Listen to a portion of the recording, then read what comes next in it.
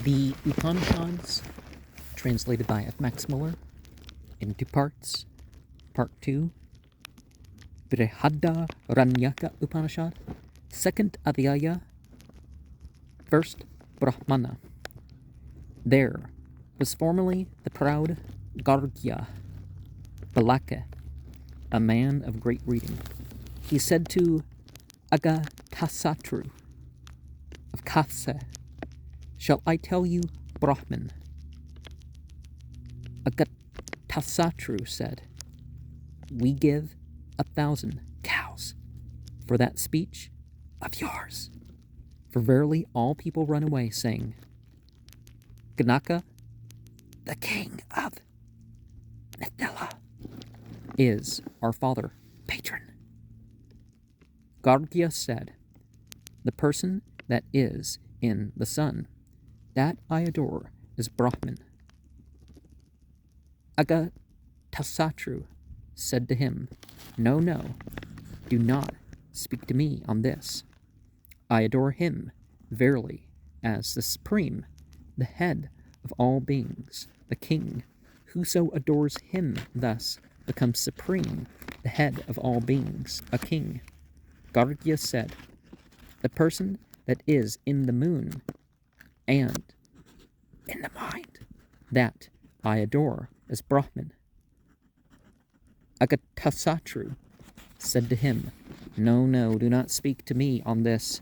I adore him verily as the great, clad in white raiment, as Soma the king. Whoso adores him thus, Soma is poured out and poured forth for him day by day, and his food does not fail. Gargya said, "The person that is in the lightning and in the heart, that I adore as Brahman." Agatasatru said to him, No, do not speak to me on this. I adore him verily as the luminous. Whoso adores him thus becomes luminous, and his offspring becomes luminous. Gargya said, "The person that is in the ether and in the ether of the heart, that I adore as Brahman." Agatasatru said to him, No, do not speak to me on this. I adore him as what is full and quiescent. Whoso adores him thus becomes filled with offspring and cattle, and his offspring does not cease from this world. Gargya said, "The person that is in the wind and in the breath, that I adore as Brahman." Agatasatru said to him, No, do not speak to me on this. I adore him as Indra Vaikuntha, as the unconquerable army of the Maruts. Whoso adores him thus becomes victorious, unconquerable, conquering his enemies. Gargya said, "The person that is in the fire and in the heart, that I adore as Brahman." Agatasatru said to him, No, do not speak to me on this. I adore him as powerful. Whoso adores him thus becomes powerful, and his offspring becomes powerful. Gargya said, "The person that is in the water and seed and in the heart, that I adore as Brahman." Agatasatru said to him, No, do not speak to me on this. I adore him as likeness. Whoso adores him thus, to him comes what is likely or proper, not what is improper. What is born from him is like unto him. Gargya said, "The person that is in the mirror, that I adore as Brahman." Agatasatru said to him, No, do not speak to me on this. I adore him verily as the brilliant. Whoso adores him thus, he becomes brilliant. His offspring becomes brilliant, and with whomsoever he comes together, he outshines him. Gargya said, "The sound that follows a man while he moves, that I adore as Brahman." Agatasatru said to him, No, do not speak to me on this. I adore him verily as life. Whoso adores him thus, he reaches his full age in this world. Breath does not leave him before the time. Gargya said, "The person that is in space, that I adore as Brahman." Agatasatru said to him, No, do not speak to me on this. I adore him verily as the second, who never leaves us. Whoso adores him thus becomes possessed of a second. His party is not cut off from him. Gargya said, "The person that consists of the shadow, that I adore as Brahman." Agatasattu said to him, No, no, do not speak to me on this. I adore him verily as death. Whoso adores him thus, he reaches his whole age in this world. Death does not approach him before the time. Gargya said, The person that is in the body that I adore is Brahman. Agatasattu said to him, No, no, do not speak to me on this. I adore him verily as embodied. Whoso adores him thus becomes embodied, and his offspring becomes embodied. Then Gargya became silent. Agatasattu said, Thus far only, he replied. Agatasattu said, This does not suffice to know it, the true Brahman. Gargya replied, Then let me come to you as a pupil. Agatasattu said, Verily, it is unnatural that a Brahmana should come to a Kshatriya, hoping that he should tell him, the Brahman. However, I shall make you know him clearly. Thus saying, he took him by the hand and rose. And the two together came to a person who was asleep. He called him by these names, Thou great one clad in white raiment, Soma king. He did not rise. Then, rubbing him with his hand, he woke him, and he arose. Agatasattu said, When this man was thus asleep, where was then the person, Purusha, the intelligent, and from whence did he thus come back? Gargya did not know this. Agatasattu said, When this man was thus asleep, then the intelligent person, Purusha, having through the intelligence of the senses, Brahmas, absorbed within himself all intelligence, lies in the ether, which is in the heart. When he takes in these different kinds of intelligence, then it is said that the man sleeps. Svapate.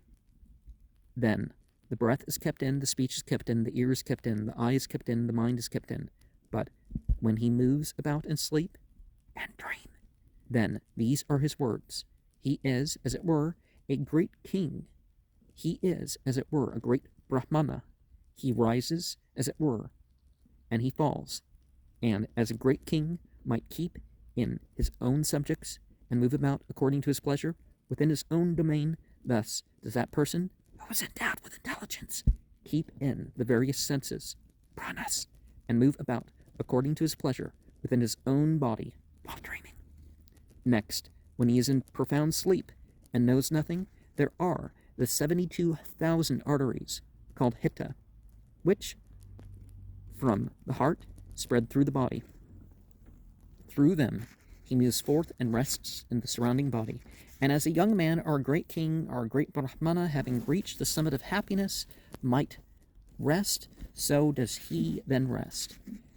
As the spider comes out with its thread, or as small sparks come forth from fire, thus do all senses, all worlds, all devas, all beings come forth from that self. The Upanishad, the true name and doctrine of that self, is the true of the true. Verily, the senses are true, and he is the true of the true. And one thinks with all this about how the Sufis will use certain names of God certain numbers of times to evoke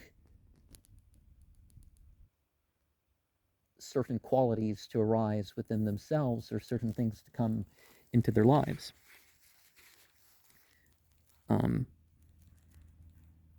In verse 19, this is 20 verses, by the way, through the body, not the pericardium only, but the whole body.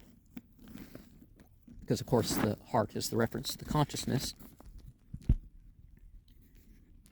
You know, well, that's a different language, so I'm going to leave that part off. Savapate, he sleeps, is explained by Sava, his own self, and apate for apyate, he goes towards, so that he sleeps, must be interpreted as meaning he comes to his self. Another passage is explained by Savam apito bhavate, and also in verse 17, the ether in the heart is meant for the real self. He has come to himself, his self, i.e. to the true Brahman. In verse 15, the Soma king, these names are given here as they occur in the Kaushitaka Upanishad, not as in the Brihadaranyaka Upanishad, this one, where the first name was Atishtha Sarvisham Bhutanam Murda Raga. This throws an important light on the composition of the Upanishads. Well, you can't necessarily understand one in the terms of the others, but fair enough. 13 becomes embodied. It's difficult to know what is meant here by Atman and Atmanvin. And the Upanishad, Agatasatru, refers to Pragapata. And the commentator here does the same, adding, however, Buddha and Hrid. Go translates Atmanvid by having a peace of mind. Gyusin, page 195, passes it over. Also in verse 13, in the body, in the Atman, in the Pragapata, in the Buddhi, and in the heart, says the commentator.